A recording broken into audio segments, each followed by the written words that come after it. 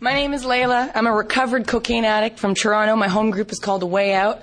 Thank you very much, Daniel, for introducing me. I want to say first and foremost, hello, how are ya? First and foremost, I got to take a minute to thank, first and foremost, above all things, God for bringing me here to you. I thank God for keeping me clean and sober. I thank God for giving me the balls to tell you what I'm about to tell you. And I thank the committee for inviting me here to talk with you today. I really don't think that you guys know what you got yourselves into. I just spent one of the coolest mornings, probably in the last year, the coolest mornings I have spent with about 17 to 20 complete strangers that I met yesterday. And through a series of 2 days, we just all took the first 12 steps of this program. And here's the thing. Here's the thing about that. You guys, you made my year. I do this all the time in Toronto. I got sponsees and friends and proteges and people working with other people. And as much as I have lived a miraculous life for the last 8 years, clean, sober, and recovered and free, His miracles still take my breath away. Because I'm thinking, what's the best that can happen? I'm going to go to this really cool conference. I'm going to hear some cool stuff. And I'm going to share my experience. And I'm going to make a stand in the truth. We land. And it was like, a little bit spooky because there was a lot of resistance just to even our presence being here. And I'm in the bathroom in our hotel room. And I'm on my knees. And I'm like, God, I can't see the purpose that I'm here. And I think maybe I'm just here to share with you some cool, funny stories. I don't do that. I don't do that. Sometimes funny stuff comes out just because I'm a nerd and, funny things just come out. I got on my knees and I said, God, I don't see what's coming in the next 24, 48 hours, but I'm going to trust you blindly as I have for the last 8 years. And within a few hours, I'm hooked up with 17 to 20 of the coolest people that I have met in a really long time who are honest and fresh and willing and took all the steps in a few hours. And does that mean that they don't need to be sponsored and are going to sponsor each other and take back their fellowship that is dying? That's exactly what they're going to do. And it doesn't mean that... There's this thing where it's like anything that you say and anything that you do that is not a cliche and that is not some sheep mentality, that you're some kind of a troublemaker. And our fellowship is in a lot of trouble, guys. We have completely lost why we're here. And here's the thing about that. I wouldn't care so much because I live a great life and I got a strong home group and a strong fellowship in Toronto. But here's the thing that kills me. I look at someone's face who's so excited for the first time in decades. These guys were excited to be told the truth, that actually you have all the tools in front of you and all the power that God has given you to take back your fellowship and make a stand for the truth. What is the truth? Why am I here? Really, why am I here? To show off that I've been sober for 8 years? To piss some people off? And I understand. And you're either going to sit here and bear through it, and you're going to hate my guts, or you're going to walk out. But the thing is, you got to look around. Some of us really need to be here, and some of us do not. If you can stay clean and sober because you've been sober for 10 years, you don't need to be here. You don't. And it doesn't piss me off. It impassions me to see that there are people who really need to be here because we are real addicts. And guess what? Those are the guys that keep being pushed out of this fellowship because they just can't do what you non-addicts can do. This is our fellowship for drug addicts who cannot stay clean and sober on fellowship, who cannot stay clean and sober on prayer alone, who cannot stay clean and sober on the church, who cannot stay clean and sober because I went through treatment, who cannot stay clean and sober on really stupid cliches. This is our fellowship for those who cannot do that. Now, my problem is this. You can come in and you're welcome to be here. The only requirement for membership in our traditions is that you want to stop drinking and using, right? But that does not qualify you to sponsor somebody like me. It doesn't. It doesn't. Here's what's going to happen. You're going to come in and we are inundated with people who can kind of use what we have, make the best of it, right? Stay clean and sober, eat our food, fool around with the women, right? Try to half-ass sponsor the men, and that works for some of you because you're not real addicts. You're not. It's none of our business to decide who's an addict and who isn't. Read Working with Others. If you are satisfied he's a real addict or a real alcoholic, then you can continue. If you're satisfied. What the hell does that mean? Oh, just open the doors for anybody and let them come in and take over our fellowship and turn it into a really sick social club / group therapy. And if you don't like what I say, well, take it up with your sponsor, not me. And maybe it'll be the first time in your life that you'll do an honest inventory. But here's the thing. My purpose in being here are for my new friends. My new friends.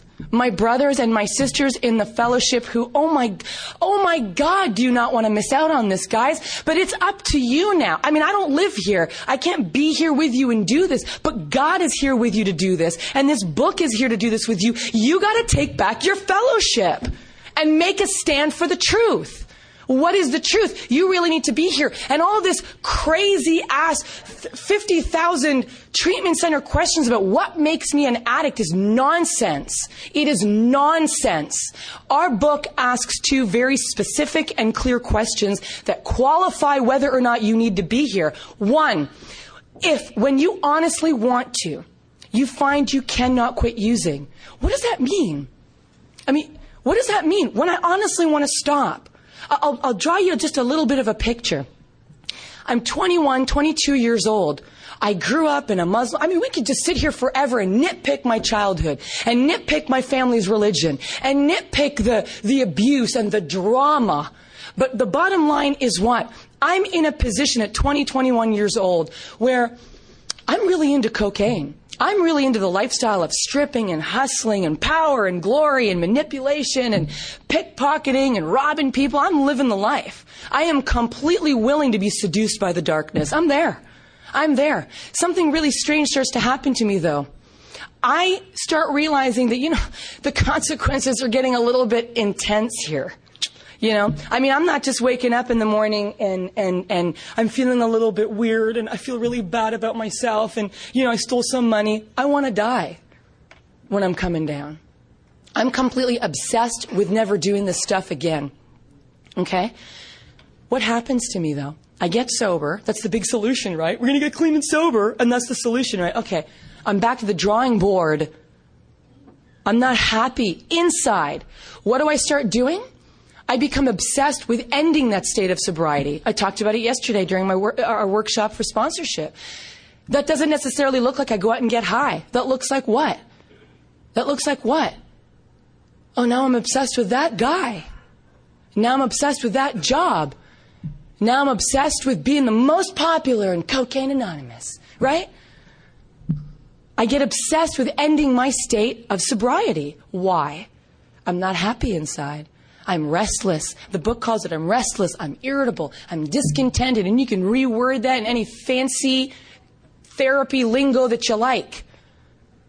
I'm manic depressive, I'm depressed.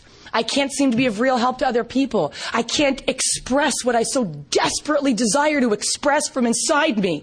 My soul is being smothered.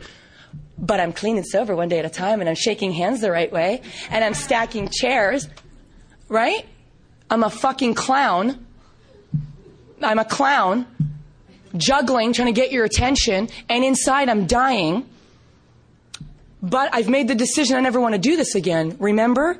The very vital decision, my life depends on me stopping the use of cocaine, crack, pills, booze, whatever. I made that decision. I'm going to tell you something. I could have passed a lie detector test that it would have told the truth. I meant it. I never want to do this again. But guess what would happen? I would do it again. And here's the really scary thing. No thought, no fight, no resistance, no nothing. You know what that's called? A mental blank spot. That is my illness. I have a peculiar mental twist that completely leaves me defenseless to the truth that I'm going to go on a run now because I'm not normal physically. I'm not like my girlfriends who they do a couple of lines and they go hustle the floor and they make some money and they go home. Layla's trapped in the dressing room, coked out of her tree. Well, I just want to do a couple of lines, but I'm not normal physically. It's called an allergy. I have an abnormal reaction to cocaine. And it's not the cocaine. It's my body reacting abnormally. Here's the thing about that, though. Now I'm clean and sober after I've gone on a big binge. Where am I back again? Firm resolution never to do this again. See, a lot of people, they think that talking about the problem is to go on and on about your war stories. Here's the thing, and this is going to smash some of you people with your big peacock-feathered egos. It is not the fact that you were a biker or a thug or a criminal or that you pissed on yourself or threw up on yourself or lost your license or lost your family that makes you a drug addict. That might just make you a fuck up. That is not necessarily what makes you a drug addict. Here's what makes you a drug addict. When you honestly want to leave it alone, you cannot. And when you are using, you have little to no control over how much you use. If you qualify for those two things, welcome to Cocaine Anonymous. If you do not, well, then just be quiet. Woo! All right? Because here's what's going to happen. Us real drug addicts are taking back our fellowship. And you can either come along or it's going to get divided even more. And everyone's so worried about being divided. We're all so, Layla, it's all about unity. Let's not rock the boat. You know, you're trying to divide the fellowship. Baby, the fellowship is divided. It's divided. Do you understand? It's divided. And unity is not about going to any lengths to not rock the boat. Going to any lengths to people please. Going to any lengths just to hold on together really tight and just try to make it through the day and not get high. That's not unity, people. Unity is we share a common problem and a common solution. And if you don't have that common denominator, you don't belong here. See, the traditions protect you from people like me because I can't throw you out. But what you're going to do is you're going to have to sit there and listen as we take back our fellowship. And if you don't like it, then don't come to our home groups, don't read our book, and don't sponsor people like me. Because you're going to kill me. Your junior therapy bullshit is going to kill people like me. Kill those fresh faces that I met upstairs. You don't have a right to do that. Over my dead body, are you going to keep doing that? See, I was given a lot of power when I went through these steps. I mean, a shitload of power when I went through these steps. And I'm quoting from one of my son's old favorite movies, Spider-Man. With great power comes great responsibility. I was given a lot of power when I recovered. I went from a hopeless, dying, lying, devil's girlfriend, ruined, defeated, enslaved by the Matrix woman, to a free woman. Ain't nothing and nobody got nothing on me. Nothing. I hide completely behind my God. Period. And here's the thing about that. With that power came a great responsibility to tell you the truth. What is the truth? If you want what we have, we who have recovered as a result of taking all 12 steps and practicing all 12 principles in all our affairs and living by the code of our 12 traditions, if that's what you want, then you can join us and actually take the steps. See, if that's not what you want, you shouldn't be taking the steps.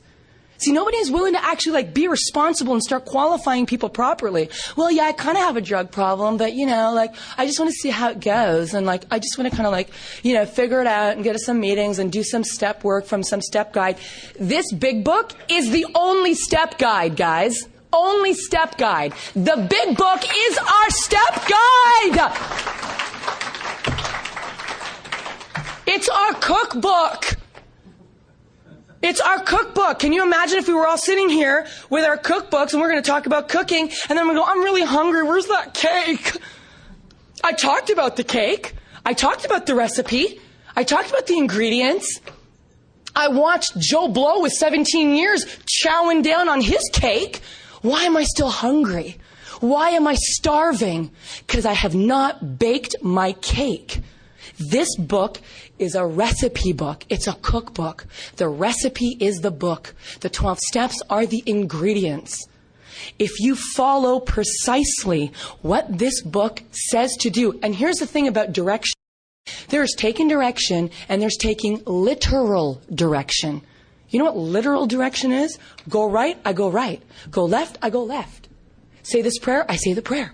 Do this inventory now, not 6 months later, not with your bullshit 50-page long self-help mental rape inventory as outlined from this book. Okay, I'm going to do that. I'm going to share this with another human being in confidence. Okay, I'm going to do that. After turning my will and my life over to the care of God as I understand Him, there's a lot of stuff that floats around about who that is and what that should be. Here's the thing about that. There's so much talk about this. Well, I'm having the educational variety. I didn't have the burning bush. Not yet. Why are you closing yourself off to that? Because maybe some people who don't need to have a direct experience with the power of God, they don't need to do that. Well, they just come and make some really stupid bad jokes, posture with their peacock feathers, squash newcomers, put down women. You know exactly who you are. You do. You do that, and you can get away with it. Maybe you act out a little bit. Maybe you beat the dog, or maybe you're an asshole to your wife. But you can get away with that kind of behavior, and you come and you take out your power trip and bullshit on the rest of us. And you think that God is going to let you get away with that? No, He sends people like me to you. And you invited me. So thank you. So thank you. No more. No more. As God's people, we stand on our feet. We don't crawl before nobody. Nobody. Not you, not your elders, not your GSR representatives, not your World Service delegates, not your committee members. You crawl before no one. You got that? Before no one. You stand on your feet in front of God. That is your leader. See, everybody wants to be a general, and nobody wants to be the grunt. Everybody wants to be the general. Everybody wants to be the leader and talk about their way. And we're going to rewrite this book, and we're going to do it our way. Remember the literal direction thing? You're going to follow these people into the bush, and you're going to get scraped up, and you're going to be starving, and they're going to go, well, maybe you just weren't willing enough. Maybe you just weren't ready to do this work that I can do. Here's the thing, though, about literal direction. You follow what this book says, and you will get exactly the kind of recovered life that the first people who wrote this book had. You want to trash this book, go somewhere else. You want to do something else, go somewhere else. It's not that, we think that this is the only way to do it. Guess what? In this fellowship, it is. You want to do something else, then go somewhere else. It's a 12-step fellowship. We're going to talk about the 12 steps. But see, people want to sit and they want to talk to me and talk to us about their conception of God. Well, it didn't happen for me like that. You don't want to get too well too fast. You didn't get sick overnight. You're still sick, brother. Or my favorite, squashing people's spiritual experiences because you're so goddamn crusty that you wouldn't know a spiritual experience if it slapped you across the face. You wouldn't. You're too busy squashing other people's. Well, you're too young. You shouldn't be sponsoring people. Well, you're a girl. You shouldn't be helping that guy. Here's the thing about that. If you're so unrecovered sexually that you cannot sponsor or help a woman, and you think the only way to behave yourself as a man is to hide from women, my brother, you got to look at that. You got to look at that. That's like saying the only way I can stay sober is to hide from the bars. Right? The only way to stay humble is to avoid speaking. That's not true humility. That's not true sobriety. That's not what it's like to be a man or a woman. I mean, we're your brothers and sisters here. And look how we're treating each other. My friend Daniel, we eat our own in Cocaine Anonymous. Some little guy starts getting a spiritual experience and, look what I did. I was going through the book and I read this and I feel like I'm getting some ground, and here comes along, Big Biff with his peacock feathers and chops him down off at the knees. How dare you contradict my powder dry sobriety? How dare you? Here's the thing about that, though. This is not about your conception of God being put on me, or my conception of God being put on you, or that it's about the educational variety and that's how it is forever. It's not. I went through the steps in all earnestness when I came to this program, and the reason for that is this. My step 1 was firmly in place. Firmly in place. My self-will was broken sufficiently for me to be humbled and teachable. Otherwise, forget it. Because here's the thing. Only one character can play God. It's you, or your sponsor, or your quote-unquote leaders, or it's God that plays God. You choose. But there's only one character that can play the role of God. And don't ever let anyone mess with your point with God. Hey man, if it's the spirit of the universe, rock on. If it is the Buddha in all his glory, rock on. If you don't know, but you're just open to the spirit of the universe, rock on. If it is Jesus Christ, who is my personal Lord and Savior, rock on. But here's the thing. Please don't tell me how to pray, and I won't tell you how to pray. That happened to me when I was first going through the steps. I was an ex-Muslim / New Ager / atheist / hippy-dippy whatever. But guess what? All I needed to start activating this cookbook, I was willing to believe that there was a power greater than myself. A power. Not a belief, not a theology, not a religion. A power greater than myself. And it was a sufficient enough invitation for the power of God to come into my life. And the thing about that is this. I had to be sufficiently convinced that I am broken and cannot save myself. And no amount of posturing in the fellowship or big book knowledge or printouts or worksheets or, I want to kill myself, all the crap that floats around. No amount of that stuff can keep me sober. Now, don't twist my words. You can help me. You can walk with me. You can guide me. You can stand with me. You can speak the truth to me. But you can't save me. I got to that place in recovery, clean and sober. I saw it. I saw that I was powerless, completely powerless. I have lost the power to choose whether or not I'm going to stay clean and sober. Do you understand that? That means I don't wake up tomorrow and decide to stay sober. If you can do that, you don't need to be here. The problem was removed as a result of taking all the steps which put me into contact with a power greater than myself. That is what recovered me, not your wisdom.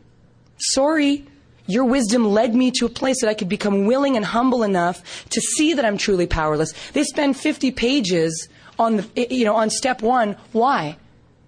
Why? To convince me I'm powerless? I am. The tidal wave is a-coming. I'm drowning in a raging ocean. But we were talking about this yesterday. What's scarier than that is not being oblivious to it, is not knowing that that's happening. And my sponsor, through the process of the first 50-odd pages of step 1 in the big book of Alcoholics Anonymous, took my hand and showed me the tidal wave that was coming. And that was already there before I read this book. That was already there before she pointed it out. And I had a true moment of clarity and humility where I saw that I am broken. I am done. I cannot keep myself clean and sober. I cannot squeeze my way through this little tiny hole on my own anymore. And I became truly humble and teachable. You didn't have to convince me to take action. You didn't have to convince me to turn my life and my will over to the care of God, as I didn't understand him at the time. You didn't have to convince me.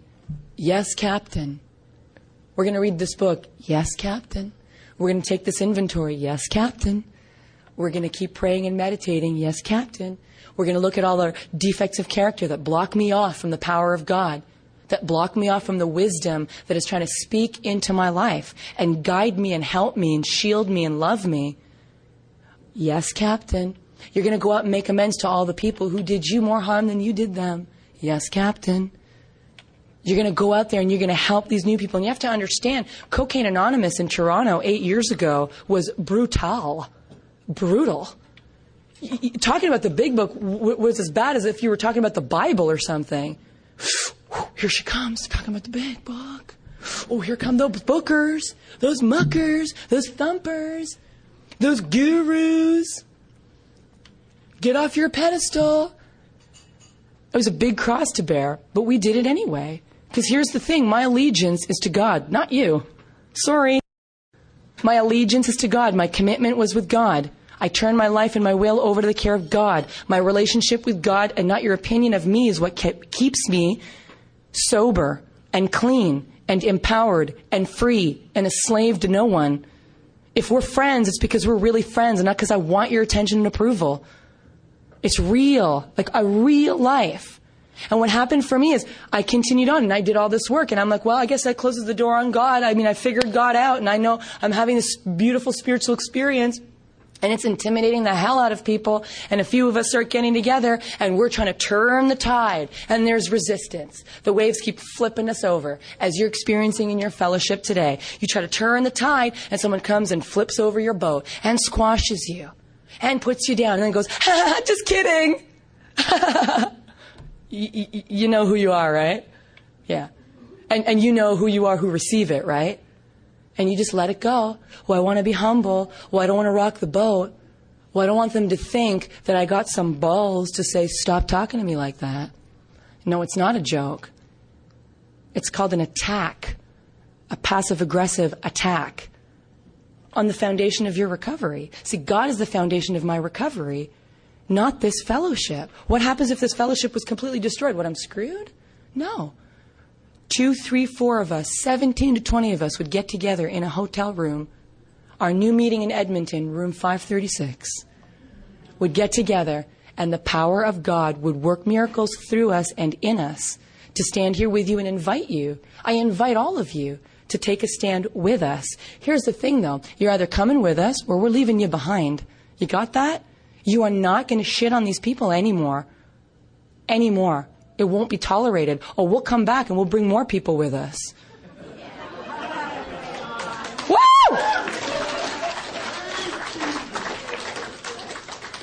My own personal experience with that is I thought we were standing alone. And here's the thing. My brothers and my sisters, the people who are babysitting my son right now, who I love and I trust with my life, who I was making mini home videos in our hotel room with our 15 outfits that we brought. My friends, the people I love and adore, they were little people scattered and hidden in the shadows in Cocaine Anonymous of Toronto. Right? While the big wigs had taken over. And all you had to do was take one look in their eyes and my brother, I mean, if that's what a spiritual experience looks like, I don't want it. You're mean. You're mean. And you're hard. Your heart is hard. And I don't mean like firm and strong. I mean mean. You want to change? Cool. If not, we started our own meetings. We went into detoxes. We were taking people through the steps while we were still fresh learning how to do that. And we learned together and we walked together and we continued to pray and meditate and made our mistakes and went through all the stuff that goes through with turning the tide. And the tide turned. And the doubters and the scoffers and the people, now they just hide behind their computers and make up websites attacking Cocaine Anonymous and the people who are really involved in this book. And here's the beautiful thing.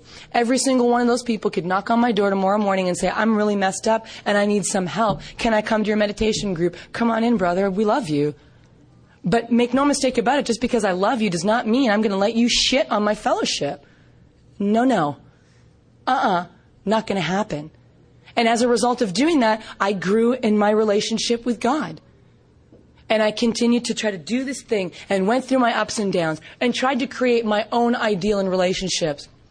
You can try that, or you can just learn from our experience and actually go to God directly. Right? My ideal, no matter how good it is and no matter how rooted in principles it is still Layla power.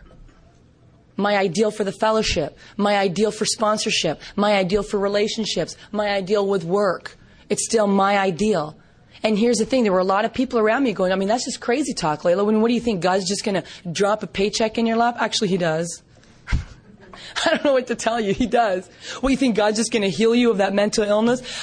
Actually, He did. He healed my mental illness. I'm sorry. I'm not saying that that's got to be your thing, but He healed my mental illness, and I'm not sorry for that. He healed my financial insecurity. He healed my inability to be still. Why? Because my problem is a spiritual problem. It's a spiritual problem. It manifests in a mental illness called addiction. It manifests in a physical reaction called the allergy to cocaine. It manifests in that. But the root of it is a spiritual problem. I am uncomfortable in my own skin and in my own spirit. Why? Because I suffer from a very deeply ingrained belief that I am separated from God. And all the steps were not fill the hole or reconnect me with God. No. They healed the illusion that I am separate from God. I am not separate from God. And I know that to be the truth. And I'm about 6 years clean and sober. And I'm working this program. And I got people and we're sponsoring and we're doing this and we're doing that. But something's missing. And you got to understand, like, I'm really hardcore anti-religion and anti-this and anti-that. I mean, I was just like anti, you know? But I was willing to be taken to a new level. And it was my experience. I asked God to reveal Himself to me. And Jesus Christ showed up. My experience. And why I share that with you is not to convert you. This is what I love. People are afraid if I say, Jesus, I'm trying to convert you, then they get pissed off when I don't. Like, what, I'm not good enough for you, Jesus? The reason why I share this experience with you is to tell you, you got to go seek God on your terms with Him. You got to go deep, even though it goes against your previous beliefs. Even if it goes against the status quo, even if it goes against what you experienced yesterday morning. I don't know who's going to show up for you, but I do know that God will show up for you. He will, in a new and wonderful way. I mean, that is my relationship with God, and I encourage you to stick to your guns with your relationship with God, no matter what that is. But guess what? You don't have to pray to Jesus to stay sober, but you got to give me the right to do that. You got that? You got to give me the right to do that. Just like I give you the right to pray to whoever you want to. That's what unites us so beautifully. It is our direct and very personal relationship with God that keeps us sober. Not my dictatorship on what that should look like. It's got to be a personal relationship. Or I'm telling you, you're not going to stay sober. You're not going to stay connected. You're not going to stay happy if you are a real addict. You're not. You can't settle for second best. You can't get fed on someone else's cake that they're eating. You can't. Well, you're salivating and looking for a crumb. You got to sit down with someone who's a recovered cocaine addict. And go through this book as if it's a cookbook. And you're going to put a recipe together. And you're going to take all 12 ingredients. And you're going to put it together. And you're going to put it in the oven of God. And a cake is going to come out. Here's the thing about cooking and baking. Can you imagine me putting all the ingredients together, all perfectly together? I'm following all the directions. I'm not substituting mud balls for chocolate chips. And then going, how did that happen? How did that happen? Well, you know, you didn't have an honest enough recovered sponsor to sit with you and go, dude, that's a mud ball and not chocolate chips. Right? No. We'll spend 15 hours with you saying, well, I mean, you know, we don't really have a right to say what's a mud ball and what's a chocolate chip. No, sweetie, it's a mud ball. It's a mud ball, not a chocolate chip. Okay? But let's just say you follow it directly, exactly as what the book says, and you put that together. And you follow exactly what it says. Right? And then I'm going to put this little weird gooey thing. How it's going to become a cake, I have no idea. How taking inventory and getting on my knees and praying and making amends and trying to talk to somebody that really, I mean, I really have no interest in talking to because I'm not getting anything out of it. How is that all put together going to recover me? How is this gooey, sticky, wet thing blob going to turn into a cake? That's the oven's business, not mine. Guess what? Now, here's another thing. Do I need to believe that it's going to bake in order for it to bake? No. Can you imagine I'm baking a cake and I'm outside the oven, biting my nails, going, oh my God, I really hope it bakes. It's indifferent. It's going to bake anyway. It does not need my belief to bake.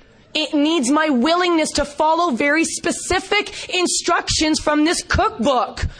And if you do that, you are going to have a cake and eat it. And show other people how to bake their own cake. And eat it. And guess what? You can take this recipe anywhere. To Edmonton, Toronto, wherever. And take it with you and bake the same cake every single time you do it. And it's your very own personal cake. And it's the kind of cake that's going to fill you up from the inside and out. So that you don't need to eat junk food anymore and garbage anymore and trying to steal other people's cakes or squash their cake. You'll have your very own God cake and eat as much as you want of it. But you got to follow very specific directions. And if you don't want to do that, you got to ask yourself why. What, because you're such a rebel and a renegade? Dude, you're in Cocaine Anonymous. I mean, how cool are we? Hi, I'm a fuck up, and I want to be leader of the fuck ups. Woo! Come on. What is this? What is this? That's like the pride. It's ridiculous. You got to ask yourself, why is this? I don't believe my life depends on doing this if I'm not doing it. See, I was starving enough that you could have told me I had to walk 15 miles just to get one egg to add into my list of ingredients. Yes, Captain. Yes, Captain. Thank God I had a recovered cocaine addict who worked with me. Thank God every single problem in this fellowship is rooted in bad, poor, shitty sponsorship. That actually we're taking that title away from you, unless you're taking people through this big book of Alcoholics Anonymous and sitting with them consistently and leading them through the steps. You're not a sponsor. You don't get to have that title. You don't. Because the first requirement is that you yourself would have had to do this. You got to be walking this path. But you're going to lead me down a path you've never been to. I'm perfect at that. I was perfect at that. So how do you get to some street in Texas? Well, I mean, this is what I think. I think you got to take route number 84, and then we're going to go down. Oh, but by the way, Layla, when was the last time you were in Texas? Never. What am I sharing with you? Well, I Googled it. Okay, but then they could have Googled it. Yeah, I know, but I've been sober longer than you, so my Googling abilities are better than yours.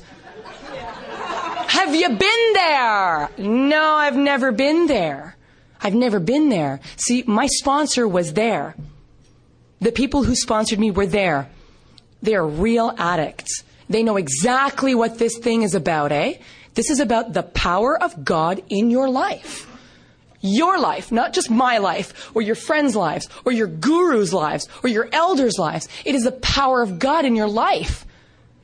It is about the power of God in your life. And you have a responsibility to share that with the new guy.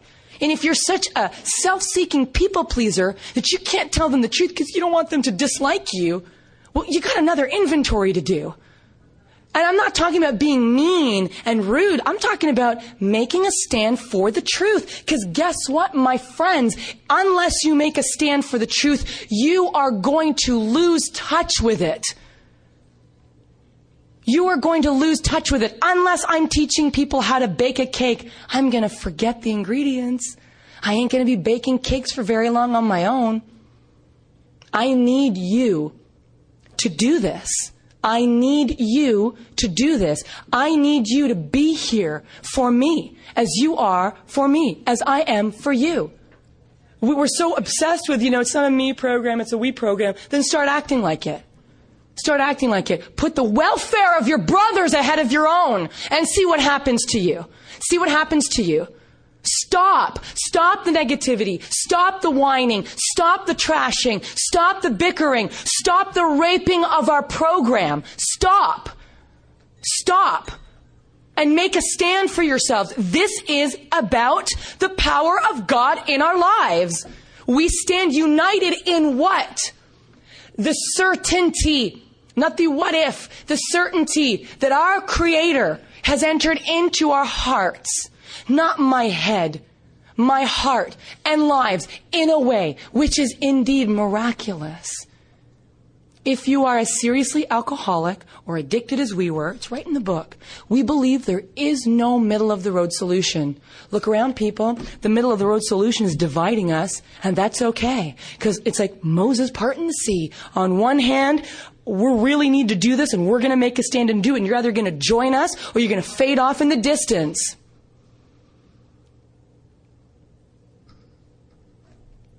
That's what this is about. That is what this is about. There is no middle of the road solution. We are in a position where what? Is life becoming impossible for you? Because if it's not, you're not going to want to do this. You don't need to do this. Is life becoming, we were in a position where life was becoming impossible. And here's the kicker. If we had passed into the region from which there is no return through human aid, we have two alternatives. Guess what? There's no third door. But if you have not passed the region, there is a third option for you. But a true, real addict alcoholic who has lost the power of choice to choose and lost the ability to control his drinking and using, you've placed yourself beyond human aid. Place yourself beyond human aid. We have two alternatives. One is you're going to go on to the bitter end, dragging as many fresh-faced newcomers down with you. Or two, you're going to accept spiritual help and you're going to shut up and you're going to do it smiling. Because you're not squashing these guys anymore. You're not. That was like the coolest meeting I have been to. I just can't stop thinking about it. The coolest meeting I've ever been to. 20 people, don't even know each other, sitting, laughing, sharing a fourth step. Is that the end of it? No, it's the beginning. The beginning of a new day as we grow in numbers and in power. But we have two alternatives. One, you're going to accept spiritual help. Or two, you're going to turn it into a booze can without the booze. No.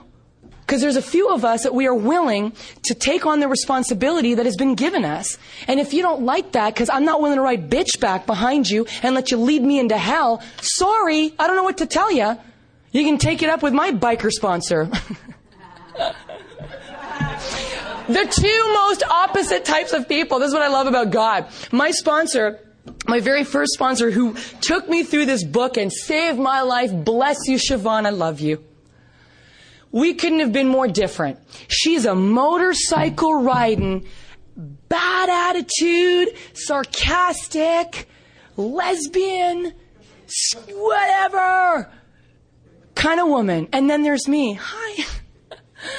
My long nails and my long hair, and I was still a stripper, you know, and I'd be so miserable, but then you enter a guy who's maybe kind of cute, and all of a sudden my voice changes, and hi, right? The hustle comes on. God put us together. She took a look at me and go, oh, good God. You know what my first thought was? And I know she's going to listen to this and she's going to be rolling on the floor. You know what my first self-centered thought was? God, I hope she doesn't fall in love with me.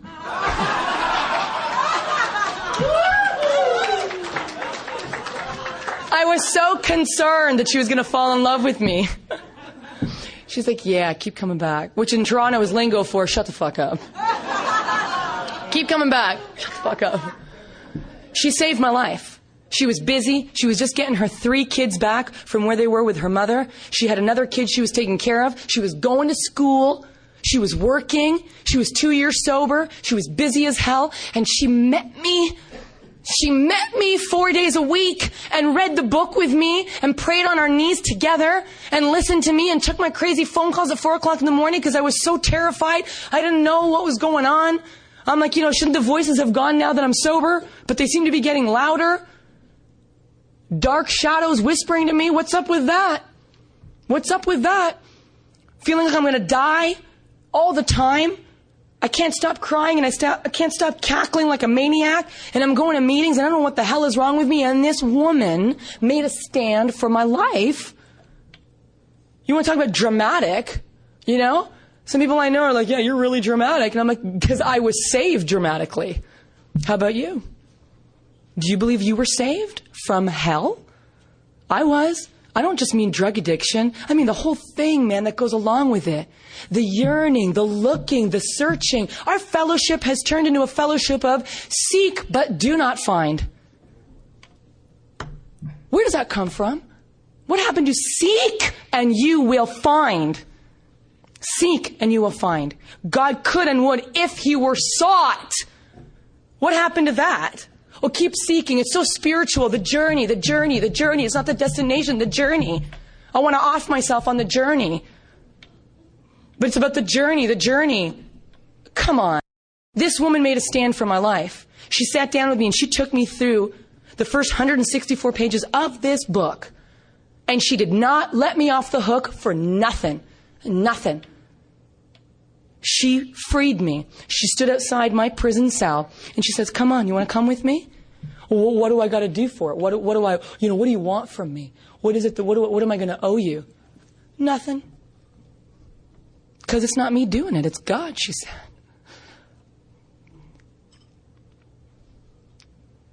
And she saved me. Well, God didn't pop out of the sky and touch me in a church and save me. I got saved in Cocaine Anonymous, people. The Holy Ghost of Cocaine Anonymous saved me. I run from the church. I run from the synagogue. I run from the mosque. God's like, you can run, but you can't hide. I'm going to find you in Cocaine Anonymous. On a park bench in the middle of gay village of Toronto. On our knees saying the third step prayer. The third step. God is going to be God, and I'm not. None of this co-creator crap. God is God, and I am not. I am a part of God.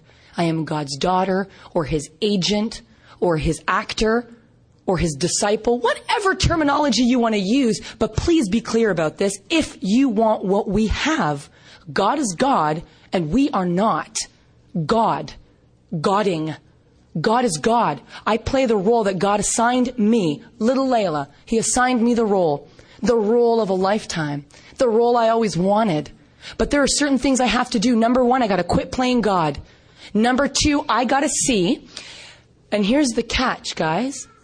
I got to be convinced that any life run on self-will, not just the addict's life, any life run on self-will can hardly be a success. You know what that book is saying to us? Any life. A normal person's life.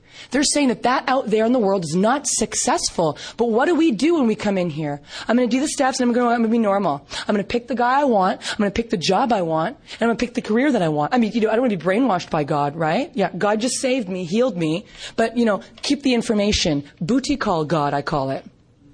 I'm in trouble. Come pick me up, right?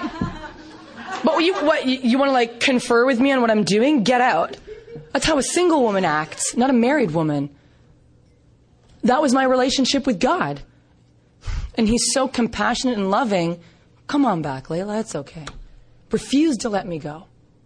But that is the relationship in the third step. Any life run on self-will can hardly be a success. Why? We're always in collision with something or somebody. Now, the world calls that success. You're always climbing ahead, right? Almost always in collision. Stand on your own. You got to do this on your own. But on the next page, they talk about if we take such a position, what position? God is the principal. He's the Michael Jordan. I am the agent. I love the speaker. Peter M. talks about that. He is the principal. I am the agent. I represent God. But people, please look at me. I'm not Michael Jordan. I can represent him, but I cannot do what that man does. Give me a break. But I represent him and I get all the benefits of working for him because he's my new employer. If I do this, what does it say next?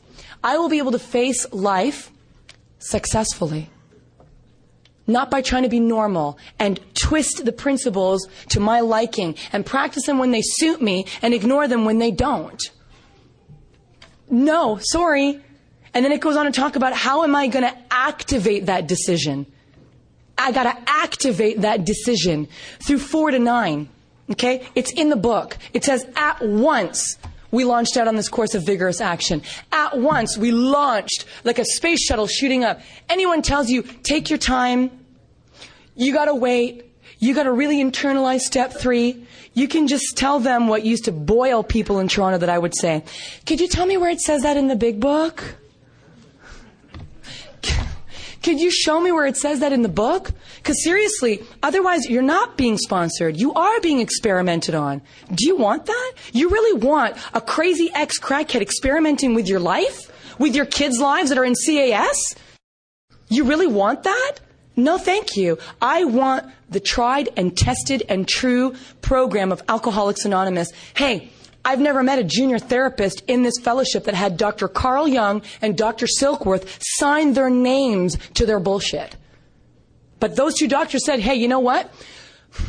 Dr. Carl Jung was up there way ahead of Dr. Phil or any of his like.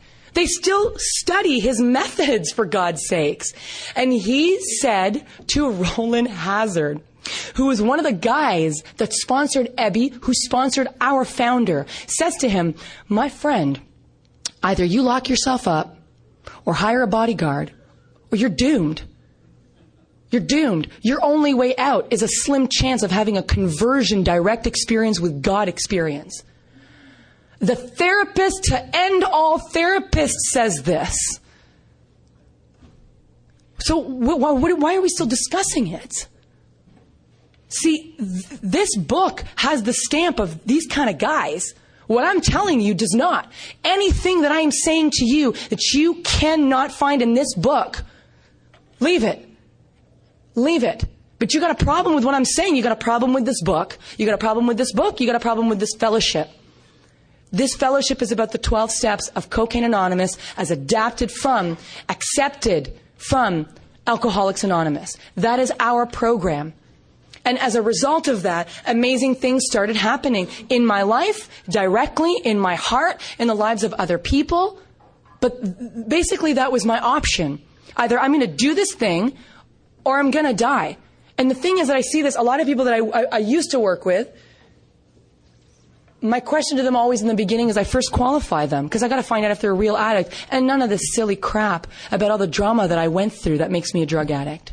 Because I'm going to tell you something, I've used with some hardcore people, man. They made me look like a featherweight. But when the day and time came that they had to stop, guess what they did? They stopped. Scary people. I mean, scary people. That made me look like a little princess. But when they made the decision to stop, they stopped. They may even need medical attention, as the book says on page 21. That's a hard user. You may need medical attention. You may need to go to detox. You may need treatment. You may infiltrate our program. You may sit in our rooms with us. You may share your garbage with us. But that don't make you a real addict. It doesn't. I lost the power of choice. I lost it. It will never be returned to me again. I don't worry about it any more than I worry about jumping off a balcony. The problem has been removed. Does that mean it can't come back? Of course it can come back. If I started being like some of the people that I met,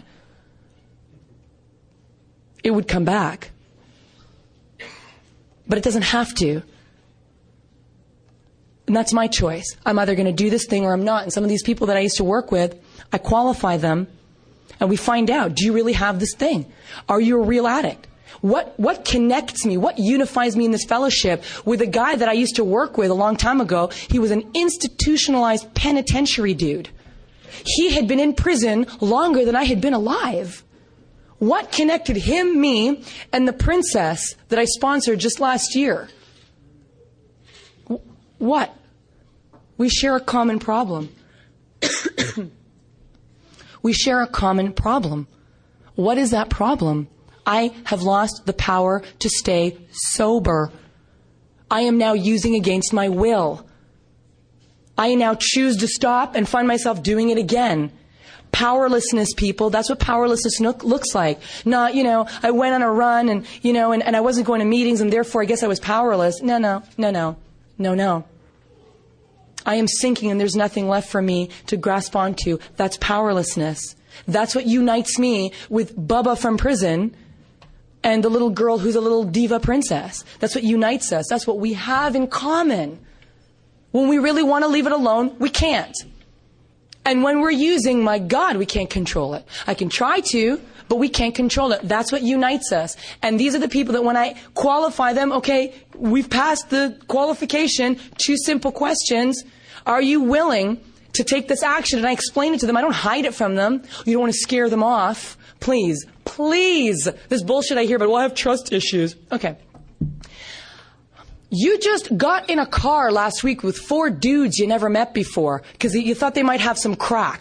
You come to this fellowship and suddenly you have trust issues. I beg to differ. Come on. Come on. We have an honesty issue, perhaps. Self-deceived is what I am. And then I qualify them and then I ask them, are you willing to go to any lengths? And they sometimes ask me, well, what does that look like? And I'll tell you what I always say. It looks like you not asking that question. And I'm not talking about something stupid and crazy. You got to go to all the meetings I go to and you got to call me at 12 noon. What is that? Human power. I'm not going to make you accountable to me. You're accountable to God. I make it attractive to you that you want to come to my home group, and they do. You want to come to my meditation group, and they do. You want to sit and read with me, and they do. But I'm not going to boss you into it. If I need to boss you into it and make rules for you, you're not ready to be here. You want what we have, you're going to do it willingly. My friends, you're going to do it willingly. I qualify them for the program, and we do this work together. And I'm telling you, you have not lived until you have sat across a table with people who have lost their families. Their kids want nothing to do with them. The fellowship is sick of seeing them relapse. They're the butt of every joke in the fellowship. Their head is bowed. Their spirit is broken. And they show up with this book and we start reading and they're getting excited about life again. And the light starts coming on and they're calling me at 2 o'clock in the afternoon and 9 o'clock in the morning going, Layla, you wouldn't believe it. I was praying and then this song came on and it was like about God and I had this experience and I made this amends I was scared of making and I feel free. And this little crazy guy came up to me and asked me to sponsor him and he really smells bad, but I'm going to say yes.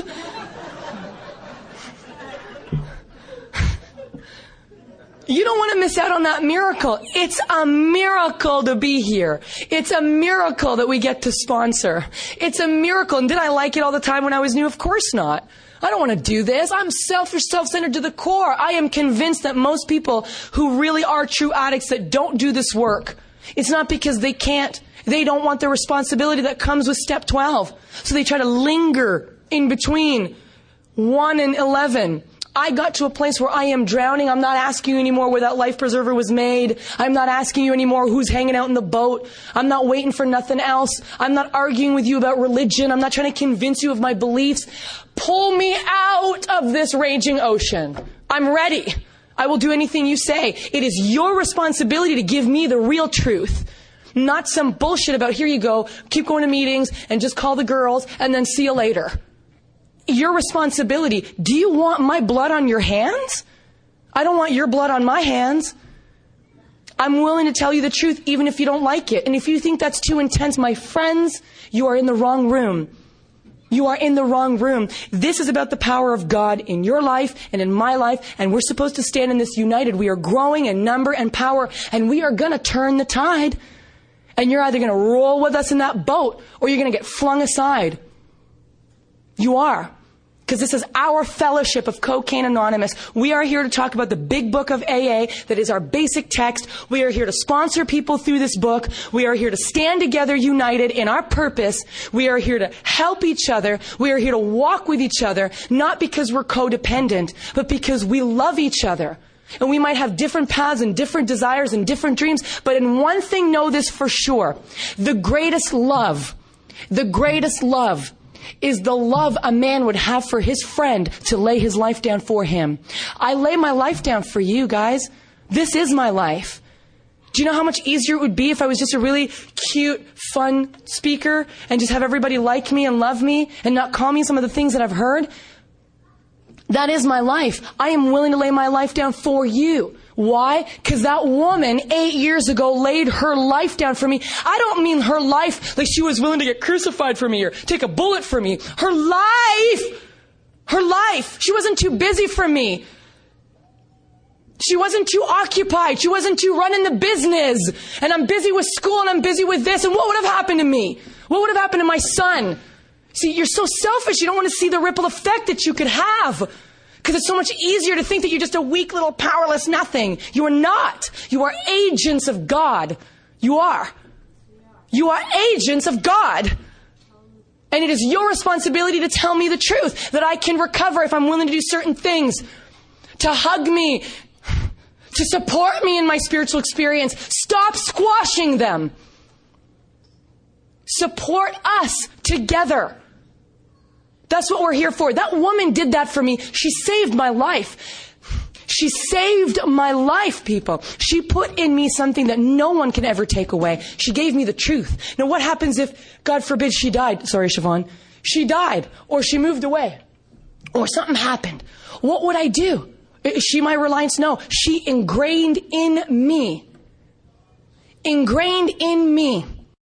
Layla, two things, don't forget them. God comes first. Everything follows. It says that in the third step, people. When we sincerely took such a position, all things remarkable, what? Followed, not came before. So you want the results. You want to get full on the cake without baking. Not going to happen.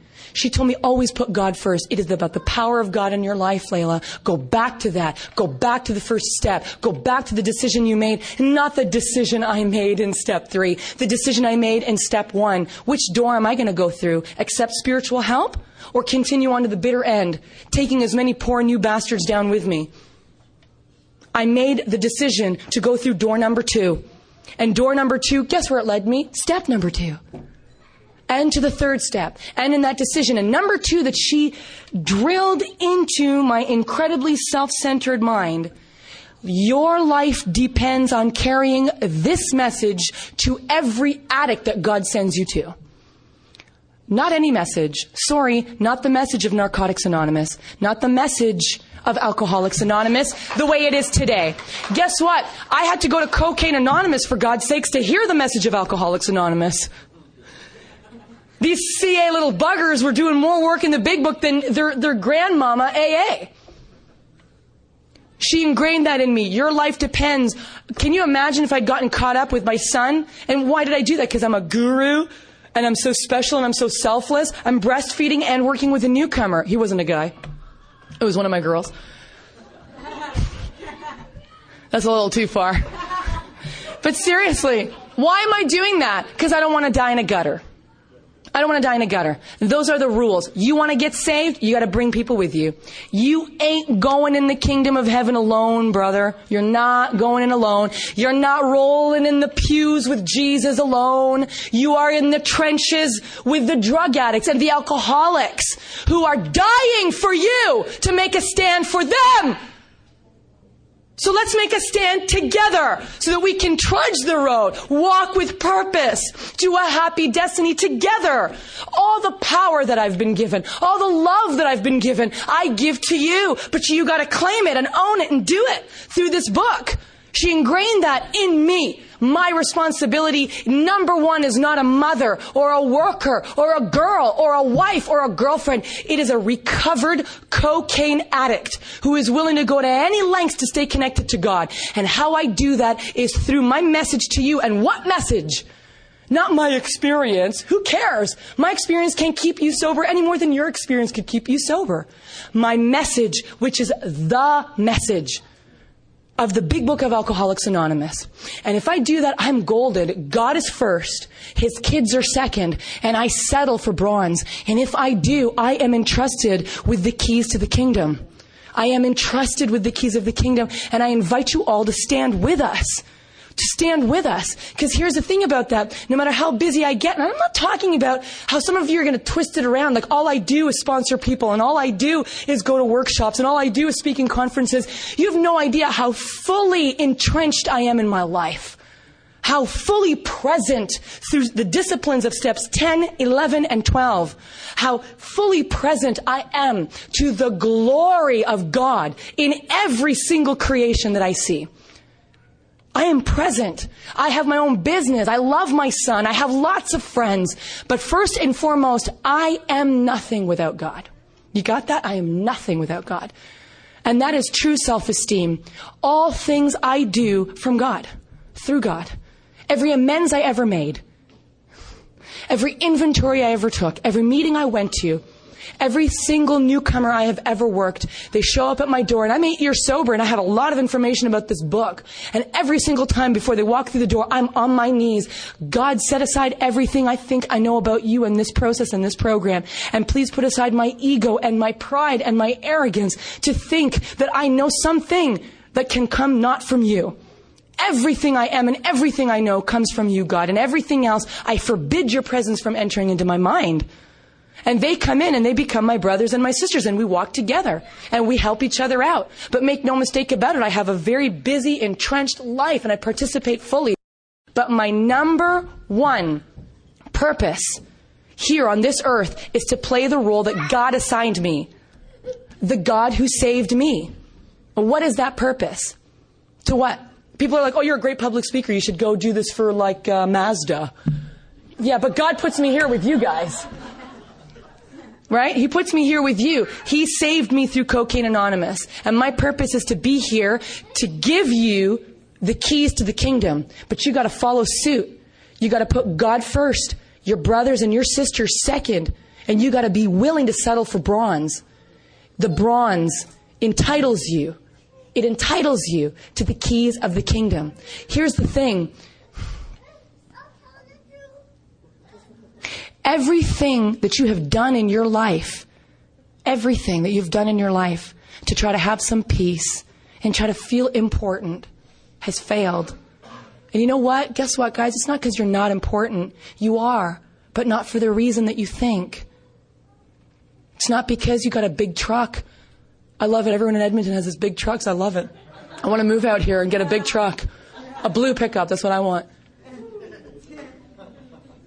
It's not because of that makes you important.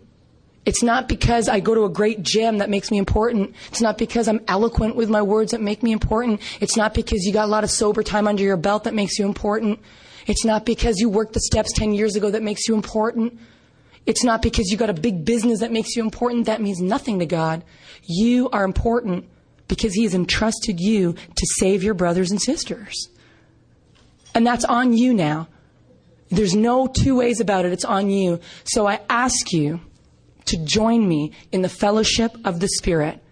God, whomever that may be to you, whomever He may reveal Himself to you, God is asking me to tell you that it's time to come home together. So join me. I love you, and I will walk with you every step of the way, whether I'm in Toronto or Bangkok. I will walk with you every step of the way. I ask you to walk with me. I ask you to be with me, to do this with me. See, I get all my power and glory from God, so I'm willing to share it. Take it. I got a whole load more coming. Take it. Well, can I have a big kiss? I want to take it. So here's the thing about that. I love you guys. I don't even know you. I don't have to know you. I love you enough to make a stand for your life in the truth. If you want what we have and you are willing to go to any lengths to get it, then you are ready to take certain steps, the steps of Alcoholics Anonymous as outlined in this book. And you will never have to fall again. Not spiritually, not in your sobriety, and not before any man. Stop bowing to these idols of work and money and false leaders. My favorite story, and I'm really not a religious person at all. I just happen to love Jesus. But one of my favorite stories, I think that history can teach us, the keepers of the law were the ones that crucified Jesus, who lived the law.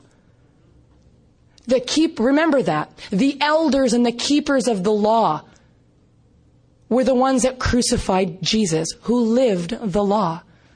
You don't have to believe in Jesus to believe the story, or just use it as a cute allegory. But remember that. I'm not asking you to sacrifice yourself or crucify yourself, but you must be willing to crucify your fat ego. You must be willing to crucify other people's attention and approval for you, so that you can have eternal freedom with us. I love you. That's it.